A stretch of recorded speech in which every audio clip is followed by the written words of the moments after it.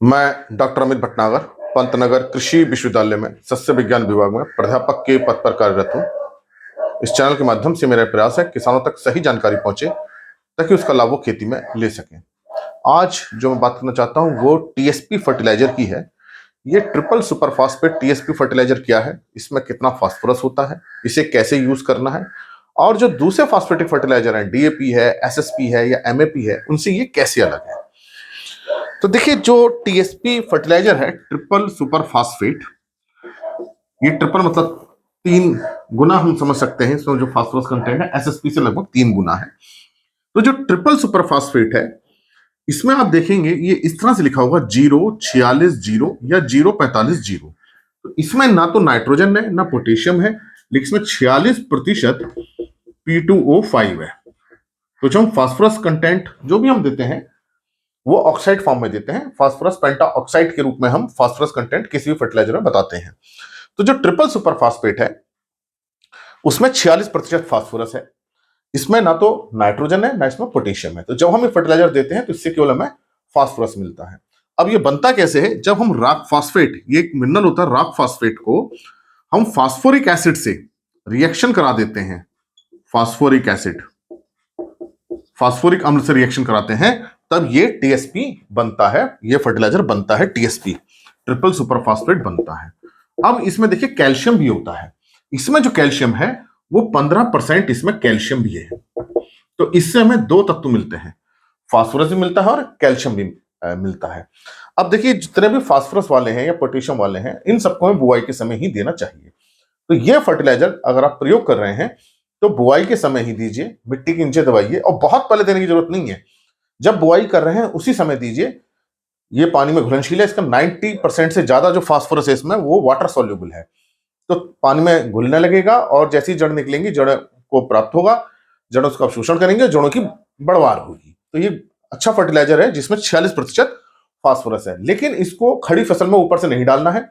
अगर आप बुआई के बाद ऊपर से डालते हैं खेत में तो ये मिट्टी के ऊपर ही रह जाएगा, जड़ तक नहीं पहुंच पाएगा। क्योंकि देखिए, फास्फोरस फिक्स होता है, चाहे डीएपी का फास्फोरस है, चाहे एसएसपी का है, चाहे एनपीके का है, किसी का भी कोई भी फास्फोरस है, वो मिट्टी के अंदर फिक्स हो जाता है। जहां हम डालते हैं वहीं पड़ा रहता है, बहुत ज्यादा मूव नहीं कर पाता है, चल नहीं पाता है, स्थिर हो जाता है।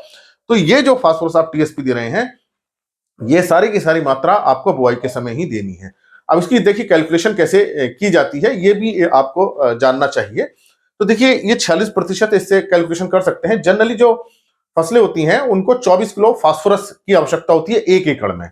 चाहे धान है, मक्का है, इस तरह की जो फसलें होती हैं, गेहूं है, सोयाबीन है, इस तरह की जो फसलें हैं उसमें 60 किलो फास्फोरस प्रति हेक्टर चाहिए होता है, या 24 किलो एकड़। तो अगर 60 किलो हम फास्फोरस दे रहे हैं प्रति हेक्टर, तो ये जो मात्रा होती है ये होती है 24 किलो फास्फोरस प्रति एकड़।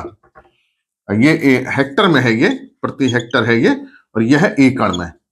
तो इसके लिए जो हमें देना होगा एक इसमें एकड़ में, तो ये बराबर होता है इसके, तो 1 एकड़ में हमको इसकी जो देने की आवश्यकता होगी वो करीब होगी 52 किलो प्रति एकड़। तो जो है टीएसपी आप अगर प्रयोग कर रहे हैं तो 1 एकड़ में 52 किलो प्रयोग कीजिए।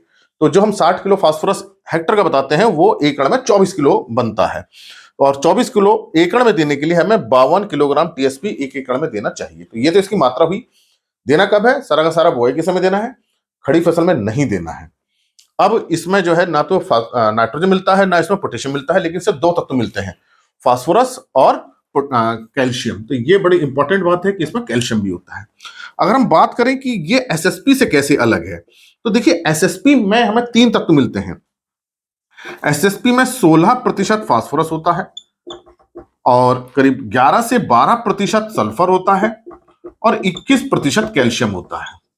तो 11 से 12% सल्फर है, तो 3 इसमें तत्व मिल रहे हैं। तो देखिए लगभग 3 गुना है ये। तो ट्रिपल सुपर फास्फेट इसको हम बोल देते हैं।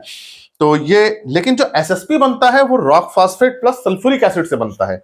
ये रॉक फास्फेट प्लस उससे है।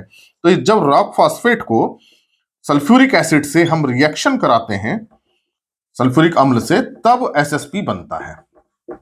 तो ये अंतर है। हालांकि दोनों ही रॉक फास्फेट से बन रहे हैं, लेकिन टीएसपी फास्फोरिक एसिड से रिएक्शन करके बनता है, तो इसमें फास्फोरस कंटेंट ज्यादा है। और रॉक फास्फेट में जब सल्फ्यूरिक एसिड का कराते हैं तो एसएसपी बनता है, क्योंकि सल्फ्यूरिक एसिड में सल्फर है इसलिए इसमें सल्फर आ जाता है। तो यही कारण होता है कि टीएसपी में फास्फोरस कंटेंट इसलिए ज्यादा है क्योंकि वो फास्फोरिक एसिड से रिएक्शन कर रहा है। यहाँ सल्फर इसलिए एसएसपी में क्योंकि ये सल्फ्यूरिक एसिड से रिएक्शन कर रहा है। तो ये एक केमिस्ट्री भी है इसकी जो हमको थोड़ी पता होनी चाहिए। तो टीएसपी से हमें केवल 2 ही तत्व मिल रहे हैं, फास्फोरस और कैल्शियम। इससे हमें 3 तत्व मिल रहे हैं, फास्फोरस, सल्फर और कैल्शियम। तो ये एक एडवांटेज होता है एसएसपी का, खासतौर से जो हम ऑयल सीड क्रॉप है, तिलहनी फसलें हैं, उसमें एसएसपी डालने का बहुत फायदा इसलिए मिलता है क्योंकि सल्फर तेल बनाने में हेल्प करता है। अगर हम बात करते हैं डीएपी की, डाई अमोनियम फास्फेट, तो देखिए जो डाई अमोनियम फास्फेट है इसमें जो 18% नाइट्रोजन होती है और 46% फास्फोरस होता है। अब देखिए इन दोनों को अगर हम कंपेयर करें तो यहां भी 46 है और यहां भी 46 है, फास्फोरस कंटेंट दोनों में बराबर है, लेकिन यहां क्या फायदा है, नाइट्रोजन मिलती है। इसी कारण से डीएपी का एक फायदा यह होता है कि इसमें नाइट्रोजन भी मिलती है। तो अगर आप टीएसपी का प्रयोग कर रहे हैं तो इसमें आपको नाइट्रोजन का सोर्स देना पड़ेगा, यूरिया मिलानी पड़ेगी, एमओपी मिलाना पड़ेगा, पोटेशियम का सोर्स देना पड़ेगा। जहां पे हम डीएपी के साथ पोटेशियम का केवल सोर्स देते हैं, एमओपी देते हैं। तो टीएसपी जब भी आप प्रयोग करें उसके साथ यूरिया इसलिए देना है क्योंकि नाइट्रोजन मिलेगी, और एमओपी देनी है क्योंकि उससे पोटेशियम मिलेगा। तो टीएसपी का अगर केवल अकेले प्रयोग करते हैं तो उसका फायदा नहीं मिलता है, उसके साथ नाइट्रोजन का और पोटेशियम का भी कोई फर्टिलाइजर देना होता है। यहाँ डीएपी में नाइट्रोजन और फास्फोरस देना होता है। इसी तरह से एसएसपी, यहाँ नाइट्रोजन और फास्फोरस मिल रही है, पोटेशियम देना है। एसएसपी में भी देखिए चूंकि फास्फोरस है, नाइट्रोजन पोटेशियम नहीं है, तो यहाँ नाइट्रोजन और पोटेशियम का सोर्स देना होता है। अगर हम एमएपी की बात करें, मोनो अमोनियम फास्फेट जो होता है वो 11% नाइट्रोजन होती है और 52% इसमें फास्फोरस होता है। अब ये जो बनते हैं, ये अमोनिया गैस को जब हम रिएक्शन कराते हैं फास्फोरिक एसिड से तब ये बनता है। तो यहां दोनों, एक एसिड है एक गैस है। यहां नेचुरल मिनरल्स है, रॉक फास्फेट्स है, तो बहुत सारे छोटे छोटे माइक्रोन्यूट्रिएंट्स भी मिल जाते हैं। जहां रॉक फास्फेट देखिए होगा, रॉक फास्फेट एक नेचुरल मिनरल है और है, मिट्टी में प्राकृतिक रूप से पाया जाता है। इसमें दूसरे छोटे छोटे तत्व भी होते हैं जो बहुत कम मात्रा में होते हैं। तो जहां भी रॉक फास्फेट वाली खाद होगी उसका हमें थोड़े दूसरे तत्व भी मिलते हैं, लेकिन कम मात्रा में मिलते हैं। तो ये टीएसपी फर्टिलाइजर मैंने आपको बताया कि ये केवल फास्फोरस देता है, फास्फोरस कंटेंट बहुत ज्यादा 46% है, डीएपी के बराबर ही है, डीएपी में 46% है। डीएपी का एक फायदा ये होता है उससे नाइट्रोजन मिल जाती है, और एमएपी में 52% फास्फोरस होता है और 11% नाइट्रोजन होती है, और एसएसपी में 16% होती है। तो ऐसे क्षेत्र जहां डीएपी नहीं मिल पा रही है या एसएसपी नहीं मिल पा रही है, वो हम टीएसपी का प्रयोग कर सकते हैं। वाटर सोल्यूबल है, पानी में घुल जाता है, और लेकिन इसके साथ आपको ये भी ध्यान रखना है जब आप टीएसपी दें तो उसके साथ नाइट्रोजन का कोई जरूर फर्टिलाइजर दें, पोटेशियम के लिए भी कोई फर्टिलाइजर जरूर दें। अगर डीएपी एमएपी प्रयोग कर रहे हैं, ये दोनों में कोई एक प्रयोग कर रहे हैं, तो यहाँ नाइट्रोजन में मिल रही है, फास्फोरस मिल रहा है, लेकिन पोटेशियम नहीं मिल रहा है, इसलिए पोटेशियम के लिए कोई दूसरा फर्टिलाइजर जरूर दें, जैसे एमओपी, म्यूरेट ऑफ पोटाश बहुत कॉमन है। इसी तरह से एसएसपी में केवल फास्फोरस मिल रहा है, अगर एसएसपी दे रहे हैं तो उसके साथ यूरिया और एमओपी, मतलब नाइट्रोजन का कोई फर्टिलाइजर और एक पोटाश का फर्टिलाइजर देना जरूरी है ताकि एनपीके का बैलेंस बना रहे। तो आप समझ गए होंगे कि टीएसपी फर्टिलाइजर क्या है, और जो मैंने आपको बताया कि 60 किलोग्राम जनरली 1 हेक्टर में जरूरत होती है फास्फोरस की, जो एकड़ में ये एकड़ है 24 किलोग्राम एकड़ में के बराबर होता है, और इसको पूरा करने के लिए हमें 52 किलोग्राम टीएसपी 1 एकड़ में देना चाहिए। तो ये मैंने आपको मात्रा बताई कि 52 किलोग्राम मतलब एक बैग जो होता है टीएसपी का 1 एकड़ के लिए पर्याप्त होता है, उससे फास्फोरस फसल को पूरी मिल जाती है।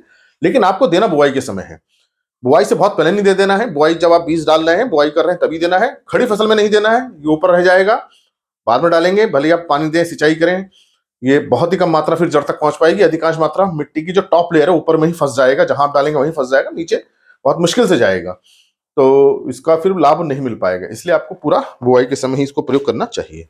और समझ गए होंगे कि टीएसपी फर्टिलाइजर क्या है, कब प्रयोग करना है, कितना प्रयोग करना है, और ये दूसरे जो फास्फेटिक फर्टिलाइजर है उनसे ये कैसे अलग है। इसी प्रकार के लेक्चर्स को देखने के लिए कृषि किसान प्लेलिस्ट देखिए, और भी बहुत सारी प्लेलिस्ट एग्रीकल्चर कोर्स से रिलेटेड आप उनको भी देख सकते हैं।